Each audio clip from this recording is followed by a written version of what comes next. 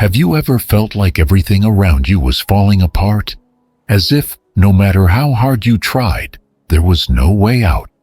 Perhaps you've asked yourself, who can help me? Who can sustain my life when everything seems unstable? In the rush of everyday life, we look for security in many things: work, money, relationships, status. But when we face moments of difficulty, we realize how fragile these things are. What happens when everything we rely on lets us down? When financial resources run out? When people fail us? When our own plans are not fulfilled? There is an answer that spans the centuries, a truth that has never changed. Our help comes from the Lord. Imagine a traveler in the middle of a desert, the scorching sun, the dry ground, the feeling that the journey is endless. His feet ache, his lips are cracked with thirst, and his eyes desperately search for any sign of hope on the horizon. He looks at the mountains and wonders, is there help beyond these hills? This is the scene described in Psalm 121. I lift up my eyes to the mountains. From where will help come? My help comes from the Lord, who made heaven and earth. The psalmist reminds us that our hope is not in the hills, nor in what we can see with our physical eyes. Our help is not in the government, in money, or in the strength of our own arm. It comes from the Creator of heaven and earth, the one who never fails, never sleeps, and is never absent. But if God is our source of help, why do we so often feel alone? This is a question that echoes in the hearts of many. There are times when we cry out and it seems that heaven is silent. How many times do we bend our knees and ask, Lord, do you hear me? The truth is that God never abandons us, but it is often in silence that He works.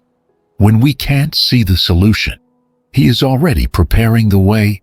When all seems lost, He is shaping our faith. The Bible is full of examples of men and women who went through periods of trial. Abraham waited years for the promise.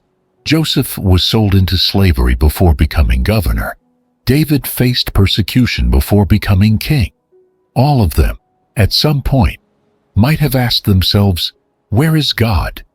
But the story of each of them proves something powerful.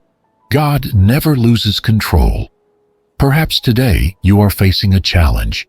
It could be a financial struggle, a family problem, an illness, or even an inner emptiness that you can't explain. Maybe you've lost hope, and your heart is tired of waiting. If this is the case for you, there is something you need to know. The Lord sustains you. He will not allow your feet to waver. He who keeps you will not slumber. Psalm 121 verse 3. God doesn't just see your pain, He cares for you. He knows your steps, your tears, your fears. He knows when you feel small and powerless in the face of life's storms. But there is one unbreakable promise. He is your refuge, development when all seems lost. Where is God?